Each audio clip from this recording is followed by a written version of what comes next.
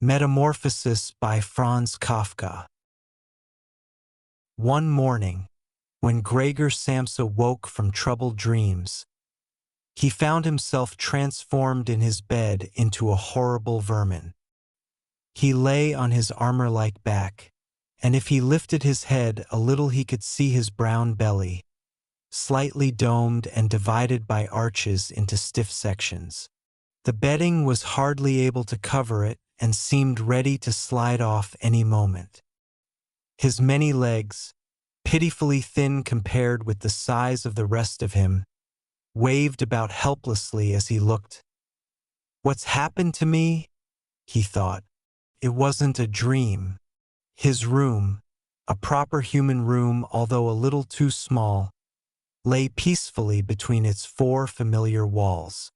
A collection of textile samples lay spread out on the table.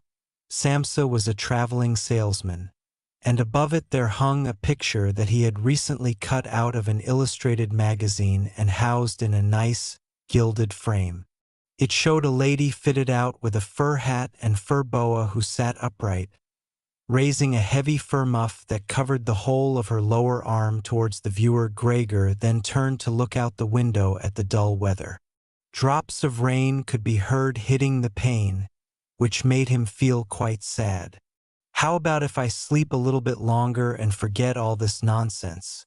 he thought, but that was something he was unable to do because he was used to sleeping on his right, and in his present state couldn't get into that position. However hard he threw himself onto his right, he always rolled back to where he was. He must have tried it 100 times, shut his eyes so that he wouldn't have to look at the floundering legs, and only stopped when he began to feel a mild, dull pain there that he had never felt before. "Oh God," he thought, "what a strenuous career it is that I've chosen, traveling day in and day out. Doing business like this takes much more effort than doing your own business at home, and on top of that there's the curse of traveling, worries about making train connections, bad and irregular food, contact with different people all the time so that you can never get to know anyone or become friendly with them. It can all go to hell." He felt a slight itch up on his belly, pushed himself slowly up on his back towards the headboard so that he could lift his head better, found where the itch was and saw that it was covered with lots of little white spots which he didn't know what to make of, and when he tried to feel the place with one of his legs, he drew it quickly back because as soon as he touched it, he was overcome by a cold shudder. He slid back into his former position. "Getting up early all the time," he thought. "It makes you stupid. You've got to get enough sleep. Other traveling salesmen live a life of luxury. For instance, whenever I go back to the guest house during the morning to copy out the contract, these gentlemen are always still sitting there eating their breakfasts. I ought to just try that with my boss. I'd get kicked out on the spot. But who knows, maybe that would be the best thing for me. If I didn't have my parents to think about, I'd have given him my notice a long time ago. I'd have gone up to the boss and told him just what I think. Tell him everything I would. Let him know just what I feel. He'd fall right off his desk. And it's a funny sort of business to be sitting up there at your desk, talking down at your subordinates from up there, especially when you have to go right up close because the boss is hard of hearing. Well, there's still some hope.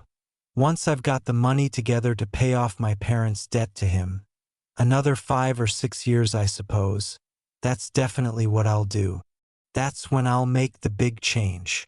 First of all though, I've got to get up. My train leaves at 5. And he looked over at the alarm clock, ticking on the chest of drawers. God in heaven, he thought. It was 6:30 and the hands were quietly moving forwards. It was even later than 6:30, more like 6:45. Had the alarm clock not rung? He could see from the bed that it had been set for 4 o'clock as it should have been. It certainly must have rung. Yes, but was it possible to quietly sleep through that furniture rattling noise? True, he had not slept peacefully, but probably all the more deeply because of that. What should he do now? The next train went at 7. If he were to catch that, he would have to rush like mad, and the collection of samples was still not packed, and he did not at all feel particularly fresh and lively. And even if he did catch the train, he would not avoid his boss's anger, as the office assistant would have been there to see the 5 o'clock train go. He would have put in his report about Gregor's not being there a long time ago. The office assistant was the boss's man, spineless, and with no understanding. What about if he reported sick? But that would be extremely strained and suspicious, as in 5 years of service Gregor had never once yet been ill.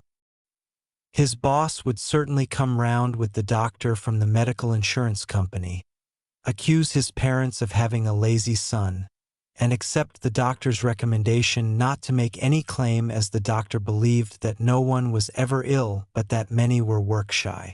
And what's more, would he have been entirely wrong in this case? Gregor did in fact, apart from excessive sleepiness after sleeping for so long, feel completely well, and even felt much hungrier than usual. He was still hurriedly thinking all this through, unable to decide to get out of the bed, when the clock struck 7:15.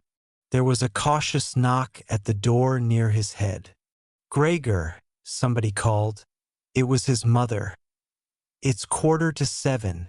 Didn't you want to go somewhere?" That gentle voice. Gregor was shocked when he heard his own voice answering. It could hardly be recognized as the voice he had had before. As if from deep inside him, there was a painful and uncontrollable squeaking mixed in with it. The words could be made out at first, but then there was a sort of echo which made them unclear, leaving the hearer unsure whether he had heard properly or not. Gregor had wanted to give a full answer and explain everything, but in the circumstances contented himself with saying, "Yes, mother, yes, thank you, I'm getting up now." The change in Gregor's voice probably could not be noticed outside through the wooden door, as his mother was satisfied with this explanation and shuffled away. But this short conversation made the other members of the family aware that Gregor, against their expectations, was still at home, and soon his father came knocking at one of the side doors, gently, but with his fist. "Gregor, Gregor," he called. "What's wrong?" And after a short while he called again with a warning deepness in his voice, "Gregor, Gregor." At the other side door his sister came plaintively, "Gregor, aren't you well? Do you need anything?" Gregor answered to both sides, "I'm ready now," making an effort to remove all the strangeness from his voice by enunciating very carefully and putting long pauses between each individual word. His father went back to his breakfast, but his sister whispered, "Gregor, open the door, I beg of you."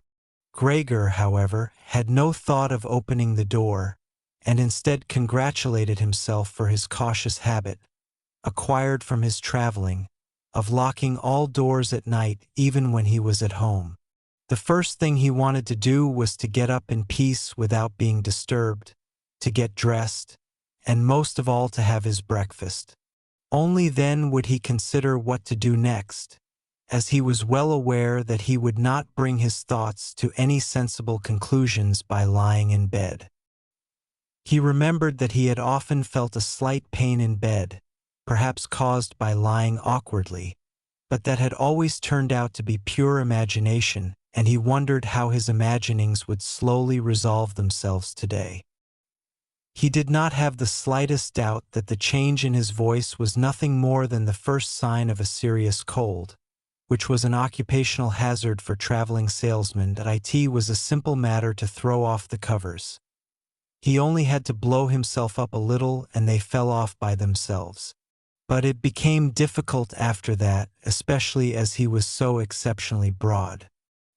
He would have used his arms and his hands to push himself up, but instead of them he only had all those little legs continuously moving in different directions, and which he was moreover unable to control. If he wanted to bend one of them, then that was the first one that would stretch itself out, and if he finally managed to do what he wanted with that leg, all the others seemed to be set free and would move about painfully. "This is something that can't be done in bed," Gregor said to himself, "so don't keep trying to do it." The first thing he wanted to do was get the lower part of his body out of the bed, but he had never seen this lower part and could not imagine what it looked like. It turned out to be too hard to move. It went so slowly, and finally, almost in a frenzy, when he carelessly shoved himself forwards with all the force he could gather, he chose the wrong direction, hit hard against the lower bedpost, and learned from the burning pain he felt that the lower part of his body might well, at present, be the most sensitive. So then he tried to get the top part of his body out of the bed first, carefully turning his head to the side. This he managed quite easily, and despite its breadth and its weight, the bulk of his body eventually followed slowly in the direction of the head. But when he had at last got his head out of the bed and into the fresh air, it occurred to him that if he let himself fall, it would be a miracle if his head were not injured. So he became afraid to carry on pushing himself forward the same way. And he could not knock himself out now at any price.